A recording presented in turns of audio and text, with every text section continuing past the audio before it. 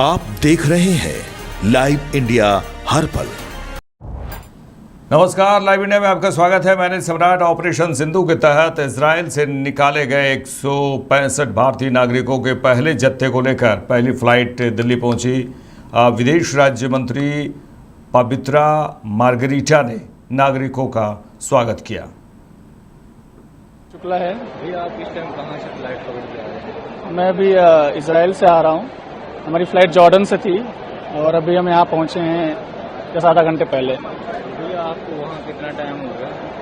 हम वहाँ पे 1 साल से लगभग लास्ट ईयर सितंबर में गए थे और मैं वहाँ पोस्ट डॉक रिसर्चर हूँ, स्टूडेंट हूँ। और क्या सिचुएशन है अभी वहाँ? सिचुएशन सर अभी तो जब हम लोग वहाँ पे थे तो सिचुएशन तो ठीक नहीं थी, क्योंकि हम लोग के सर के ऊपर से मिसाइलें जा रही थी और थोड़ा डर का माहौल।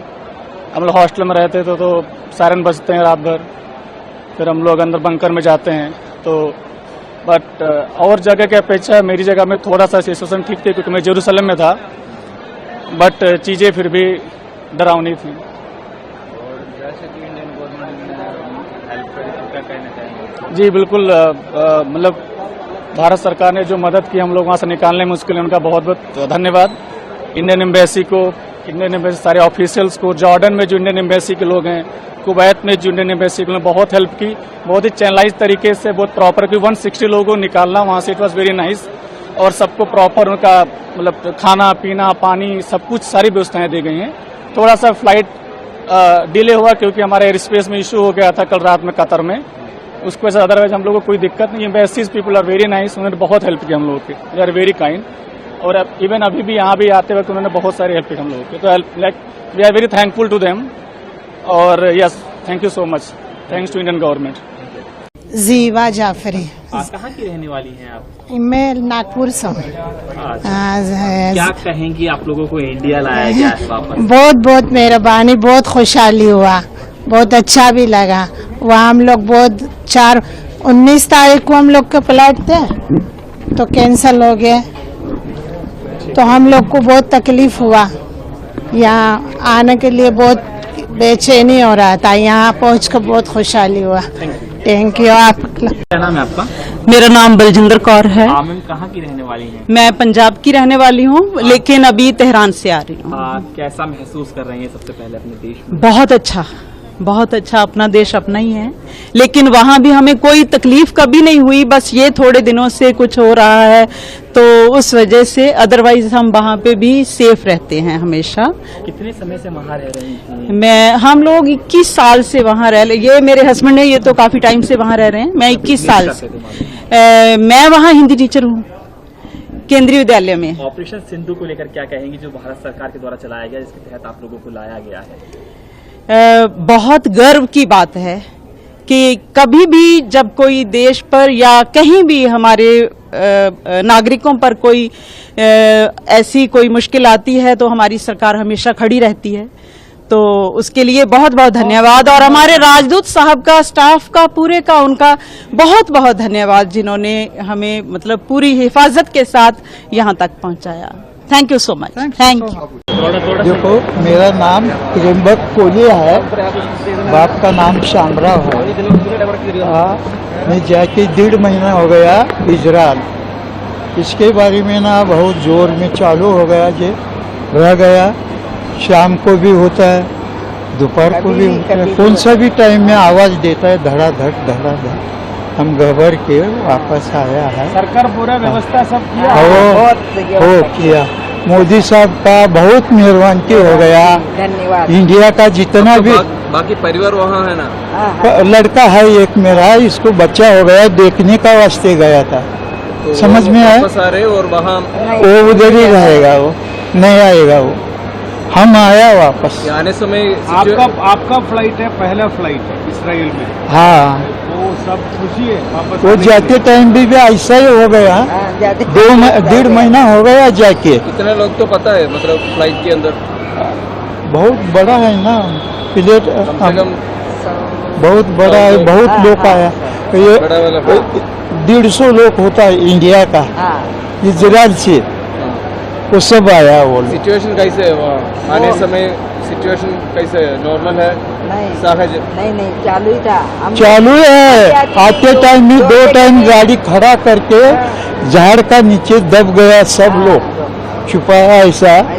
फिर कहीं कम से कम आधा घंटा हो गया, फिर थोड़ा कम हो गया, जब भी वो गाड़ी में बैठ के फिर वापस ऐसा बाम जाता था ना, हम देखा 6 बाम गया ऐसा हमारे ऊपर से। हाँ गया, हाँ देखा 6 गया 6। हम लोग ऐसा चुप गया था ना, चुप गया था ना, चुप गया था, हम देखा। बहुत धन्यवाद मोदी साहब को। यहाँ से कैसे जाएगा गाँव? मोदी साहब अभी फ्लैट लेगा ना, जाएगा है कोई है साथ में आएगा। मोदी साहब का सब भैया मेहरबान किया है। मेरा नाम त्रिम्बक शामराव कोले, पिताजी का नाम है। आपका नाम मेरा त्रिम्बक कोले। Yeah, we are very happy to receive the first batch of 161 Indian nationals evacuated from Israel. This is the first batch from Israel who has just arrived safely from Tel Aviv. Jordan. They are coming straight from Jordan, and we are in constant contact with all the Indian nationals in Iran as well as in Israel also. So, and we are remain committed to provide all the assistance, all the support to our Indian nationals in both the countries. So this is the first batch under our Operation Sindhu have arrived. You all are happy after coming Yeah. And one lady got emotional meeting you. Yeah, definitely. The evacuees are obviously they are emotional because they are coming from war zone, and they are thankful to the government of India and especially to our Prime Minister, Honorable Prime Minister Modi ji. And this is our duty to cooperate our own citizens. So we are doing. Today the second aircraft from Israel came here. Almost 165 passengers are landed here. We welcome to them. And these 165 passengers from various 22 states. 22 state peoples are there. They are all students and various work they are doing. Our government's priority, our Prime Minister Shri Narendra Modi ji's priority is to that wherever the war situation is there, or our Indians and our Indian diaspora peoples are struck to evacuate. Our priority, our Prime Minister's priority to evacuate them to safely to our nation. So this Operation Sindhu, they are all evacuating from Iran and from Israel. They are evacuating today the second flight from Israel. They came here, 165 passengers are came. I received on behalf of the government of India. They are all I'm unable to express them how their happiness. They came our Bharat, they touched the feet of the our soil. They are all very happy. Our Prime Minister already earlier also taken some operations like Ganga from Ukraine and Kaveri operations. So our these crisis places, our priority is to evacuate our Bharat's citizens to safely. चलिए आगे बढ़ेंगे। Shiv Sena UBT सांसद संजय राउत ने कहा है कि Iran ने दिखाया है कि एक राष्ट्र का स्वाभिमान और साहस क्या होता है। ईरान एक ऐसा देश है जो हमेशा भारत के साथ खड़ा रहा है। जब भी उन्होंने कहा कि जब भी हम किसी मुसीबत में फंसे हैं, चाहे कश्मीर का मामला हो या पाकिस्तान का, ईरान ने हमेशा भारत का साथ दिया है। हमें ईरान से सीखना चाहिए। देखिए बात ऐसी है भाई, ईरान ने इजराइल हो अमेरिका हो, मैं ये नहीं कहूंगा कि किसको घुटने पे लाया है, लेकिन एक देश का और राष्ट्र का अभिमान और स्वाभिमान और हिम्मत क्या होती है, जिगर क्या होती है, ये जरूर ईरान ने दिखाया है। ईरान एक ऐसा राष्ट्र है जो हमेशा भारत देश से इमोशनली जुड़ा हुआ राष्ट्र है। चाहे यूनो हो, चाहे और अंतर्राष्ट्रीय मंच पर ईरान हमेशा हिंदुस्तान के साथ, जब भी हिंदुस्तान संकट में आया तो हिंदुस्तान के साथ खड़ा रहा है। ये भूलना नहीं चाहिए। चाहे कश्मीर का इश्यू हो, चाहे पाकिस्तान का हो, ईरान हमारे साथ रहा है। तो ईरान ने जो हिम्मत दिखाई है उससे कुछ हमको सीखना चाहिए। हमारे देश के प्रधानमंत्री ने, गृह मंत्री ने, एक देश जो हमसे क्षेत्रफल में छोटा है, लेकिन अमेरिका को नहीं डरा, ट्रंप को नहीं डरा, इजरायल को नहीं डरा, यूरोपियन राष्ट्र को नहीं डरा, किसी को नहीं डरा और अपने स्वाभिमान के लिए लड़ता रहा, लड़ेगा और जीतेगा, ये आज का उनकी स्थिति है। तो ऐसे देशों के साथ हम भी इमोशनली, हमारा देश भी हमेशा जुड़ा हुआ है। डेफिनेटली लेनी चाहिए, घुटने नहीं टेकने चाहिए ना। जब पाकिस्तान के साथ हमारे आर्मी लड़ रही थी और जीतने के कगार पर थी, जैसे हम टीवी पे देख रहे थे, कराची, इस्लामाबाद, लाहौर, हाँ, ये सब चल रहा था जीतने के बाद, तो पीछे क्यों हटे? तो ईरान के नेताओं का जो जज्बा है वो काबिले तारीफ है। ट्रंप ने कहा एक तरफ सीज फायर हो गया है, वही ईरान कह रहा है कि ऐसा कोई समझौता नहीं हुआ है। तो ये तो बहुत बड़ी बात है ना। हमारे बारे में जब ट्रंप ने कहा तो हम चुप बैठे, लेकिन ईरान चुप नहीं बैठा है। यही एक राष्ट्र की आत्मा होती है जो जागती है, और हमारे राष्ट्र के ऊपर हमला होता है तो हम चुप नहीं बैठेंगे, ये विश्व को दिखाते हैं। लखनऊ के बकेवर क्षेत्र में जातिगत अपमान की घटना को लेकर समाजवादी पार्टी प्रमुख अखिलेश यादव के बयान पर उत्तर प्रदेश सरकार के मंत्री ओम प्रकाश राजभर ने कहा कि घटना की हम निंदा करते हैं। दोषियों के खिलाफ एफआईआर हो गई है, कुछ लोगों की गिरफ्तारी भी हुई है। उन्होंने कहा कि कार्रवाई हो रही है और अखिलेश यादव को लेकर उन्होंने कहा कि अखिलेश यादव चिंता ना करें, चिंतन करें। देखिए, इस घटना की हम निंदा करते हैं और जो दोषी हैं उनके खिलाफ एफआईआर हो गई है, गिरफ्तारी भी हो गई है कुछ लोगों की, और जो भी उसमें दोषी हैं उनके खिलाफ कार्रवाई होगी। कानून का राज है। संविधान में जो बाबा साहब डॉक्टर अम्बेडकर ने व्यवस्था दिया है, कानून सबके लिए बराबर है, तो कानून के दायरे में कार्रवाई हो रही है। वो चिंता न करें, चिंतन करें। क्या आपको नहीं लगता ऐसे मुद्दों से लेकिन विपक्ष को एक बड़ा मौका मिल जाता है सरकार पर, आप लोगों पर उंगली उठाने का? नहीं, देखिए, ये कोई नई बात नहीं है। आज के 5000 साल पहले गौतम बुद्ध जी ने इसी दुर्व्यवस्था के खिलाफ आंदोलन शुरू किया। उन्होंने शांति का संदेश दिया, समता, स्वतंत्रता, बंधुत्व और न्याय का संदेश दिया। उसी बात को आगे बढ़ाते हुए महात्मा ज्योतिबा फूले, सावित्रीबाई फूले ने उस आंदोलन को, उस कुरीति को दूर करने के लिए व्यवस्था, जब पाबंदी लगी शूद्रो शिक्षाम न धियताम वर्ण व्यवस्था में, तब आंदोलन किया कि नहीं, बगैर शिक्षा के सुधार नहीं हो सकता है। तो उन्होंने आंदोलन किया। सावित्रीबाई फूले की देन है कि आज महिलाओं को आरक्षण हर क्षेत्रों में, नौकरियों में, राजनीति में, हर क्षेत्र में वो जा रही हैं। और महात्मा ज्योतिबा फूले की देन है कि आज शिक्षा का दरवाजा सबके लिए खुला। उसके बाद छत्रपति साहू जी महाराज ने आंदोलन किया, फिर पंडित दीनदयाल उपाध्याय ने किया। तमाम हमारे महापुरुषों ने जो आंदोलन किया, बाबा साहब डॉक्टर अम्बेडकर जी ने उस आंदोलन को पूरे संविधान में पिरो दिया, एक रूपता ला दिया और संविधान के पहले पन्ने पर लिख दिया, समता, स्वतंत्रता, बंधुत्व और न्याय पर आधारित भारतीय संविधान। संविधान में कोई वर्ण नहीं है, कोई जाति नहीं है, वर्ग बाबा साहब ने बनाया, सामान्य वर्ग, पिछड़ा वर्ग, अनुसूचित वर्ग, जनजाति वर्ग। तो संविधान के दायरे में कोई भी गलत करेगा उसके खिलाफ कार्रवाई होगी। और संविधान में कहीं छुआछूत, ऊंच नीच, नफरत की बात, बड़ी जिल्लत की जिंदगी बाबा साहब डॉक्टर अम्बेडकर ने झेला, लेकिन इसके बाद भी कहीं भी उन्होंने एक शब्द भी नफरत की बात हो, चाहे छुआछूत की बात हो, भेदभाव की बात, संविधान में कहीं नहीं दिया, कहीं उसको स्थान ही नहीं दिया। तो ये लड़ाई बड़ी लंबी चल रही है और उस लड़ाई में काफी बदलाव आया है, हम उसके गवाह हैं।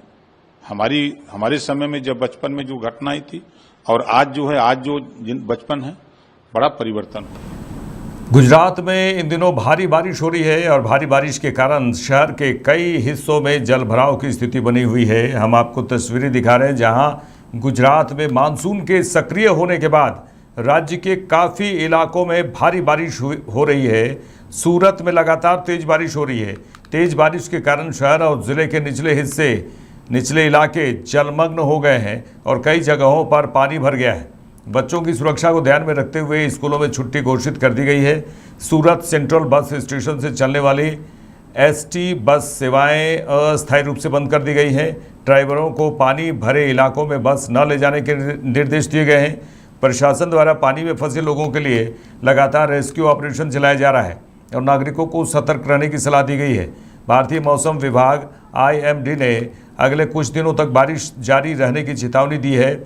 देखिए, अमरेली, भावनगर, नवसारी, वलसाड, बोटाड, अरावली, महिसागर, दाहोद, वडोदरा, आनंद, भरूच, पंचमहल जिलों के लिए येलो अलर्ट जारी किया है। इसके अलावा बनासकांठा, साबरकांठा, तापी, सूरत, डांग, महसाना, गांधीनगर, अहमदाबाद, सुरेंद्रनगर, खेड़ा, राजकोट, गिर सोमनाथ, जूनागढ़, छोटा उदेपुर और नर्मदा में भारी बारिश का पूर्वानुमान है। 24 जून को सौराष्ट्र और दक्षिण गुजरात के 16 जिलों में भारी से बहुत भारी बारिश की संभावना है। अमरेली, भावनगर, नवसारी और वलसाड के लिए ऑरेंज अलर्ट, जबकि राजकोट, जूनागढ़, गिर सोमनाथ, भरूच, नर्मदा, सूरत, तापी, डांग, बड़ोदरा, छोटा उदेपुर, पंचमहल और दाहोद के लिए येलो अलर्ट जारी किया गया है। 25 जून की बात करें तो 25 जून को अरावली, महिसागर, दाहोद, पंचमहल, छोटा उदेपुर, नवसारी, वलसाड, भावनगर और अमरोली के लिए ऑरेंज अलर्ट है। तो वहीं पोरबंदर, जूनागढ़, बोटाड, आनंद, अहमदाबाद, गांधीनगर और साबरकांठा में भी अच्छी बारिश हो सकती है। 26 से 28 जून तक पूरे गुजरात में बारिश, गरज और बिजली के साथ मानसून का असर बना रहेगा। राज्य सरकार ने स्थिति पर नज़र बनाए रखने के लिए आपातकालीन तैयारियों को तेज कर दिया है। जिला प्रशासन को जलभराव, अचानक बाढ़ और परिवहन और बुनियादी ढांचे में व्यवधान की आशंका के लिए अलर्ट रहने को कहा गया है। NDRF और SDRF टीमें संवेदनशील क्षेत्रों में तैनात हैं, खासकर ऑरेंज और रेड अलर्ट वाले इलाकों में। कंट्रोल रूम 24 घंटे सक्रिय हैं और स्थानीय प्रशासन को जल निकासी, बांधों के स्तर की निगरानी और ज़रूरत पड़ने पर निकासी का निर्देश दिया गया है। स्वास्थ्य, बिजली और जल आपूर्ति विभाग भी किसी भी आपात स्थिति के लिए तैयार है।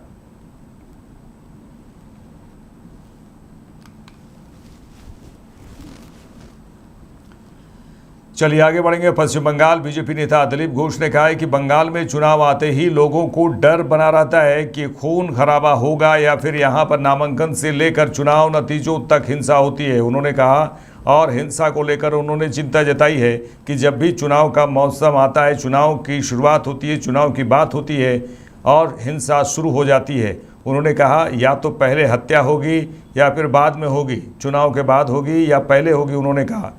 और उन्होंने इस बात को लेकर काफ़ी चिंता जताई है और उन्होंने कहा है यह बहुत दुख की बात है। देखिए, बंगाल में चुनाव आते ही लोगों को डर रहता है कि खून खराबा होगा, या तो यहाँ तो नॉमिनेशन से लेकर के चुनाव रिजल्ट तक हिंसा होती है, या तो पहले मर्डर होगा या तो बाद में होगा। बड़ी दुख की बात है कि चुनाव रिजल्ट के बाद विजय उत्सव में ऐसा और हुड़दंग हुआ कि एक बच्चा का जान चला गया। ये बड़ी दुख की बात है। कोई कहीं अशांति नहीं है, लेकिन इस प्रकार एंटी सोशल को लेकर जो राजनीति करते हैं ना, उसका परिणाम नहीं होता। बड़े दुख की बात है। ममता बनर्जी ने दुख जताई जरूर, लेकिन उनका भी ये दुख जताना ये सिलेक्टिव होती है। गोविंद दास की मौत हो गया तो दुख नहीं जताया उन्होंने, लेकिन खातून की मौत हो गई तो दुख जताया उन्होंने।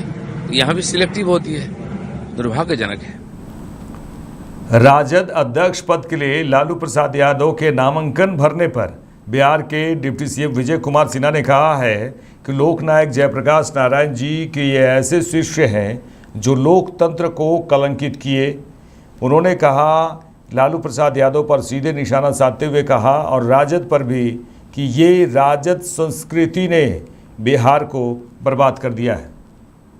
देखिए, लोकनायक जयप्रकाश नारायण जी के ये ऐसे शिष्य हैं जो लोकतंत्र को कलंकित किए, संविधान को दागदार किए और सजायाफ्ता एक आर्थिक अपराधी जब किसी पार्टी का राष्ट्रीय अध्यक्ष बने और सत्ता पर बैठ करके लोगों के आदर्श बनने की भावनाओं का प्रकटीकरण करे, ये राजद कल्चर बिहार को बर्बाद कर दिया। और राजद कल्चर के स्कूल कॉलेज में पढ़ने वाले लोग भी उसी रास्ते पर चल रहे हैं। ये बिहार के हितैषी नहीं है, बिहार को बदनाम और बर्बाद करने वाले लोग हैं।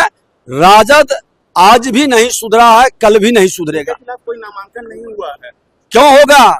ये लोकतंत्र का उनका पार्टी नहीं, राजतंत्र परिवार तंत्र है। जमींदारी की भाव से वो राजनीति करते हैं और ऐसे राजद के मानसिकता में एक तरफा अपने जमींदारी की भाव स्पष्ट प्रकट होती। मेरे साथ इस बुलेटिन में इतना ही। देश दुनिया के तमाम खबरों के लिए देखते रहिए लाइव इंडिया। नमस्कार।